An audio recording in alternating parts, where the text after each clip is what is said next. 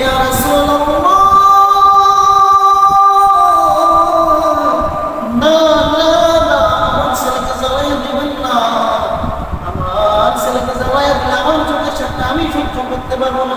মা এমন একটা দাবি জিনিস, সন্তানের জন্য এত মহব্বত, এত মায়া, সব কষ্ট করে মা বলেছে আমি আর তোমাকে মাফ করে দিই, আল্লাহ তাআলা থেকে জান্নাত নসিব করো।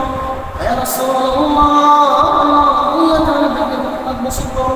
নবী বলেন সত্যি কি তুমি তাকে মাফ করে দিয়েছো? হ্যাঁ মাফ করে দিয়েছেন। বেলালকে বলা হবে, বেলাল যাও যাও, আল্লাহ তোমাকে কালিমাত তাওহীদ দাও। বেলাল যাওয়ার এক মুহূর্তে দেখতেছে আল্লাহ বলতেছেন আশহাদু আল্লা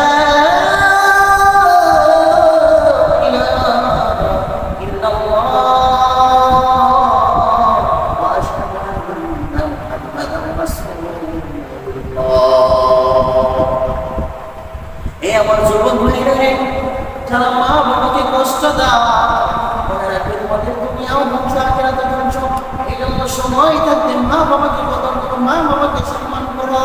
আল্লাহ রাব্বুল আলামিন যাদের মা বাবাকে বেঁচে রেখেছে, আল্লাহ রাব্বুল আলামিন আমাদের মতো সন্তানদেরকে তাদের খেদমত করার তৌফিক দান করুন। আল্লাহ রাব্বুল আলামিন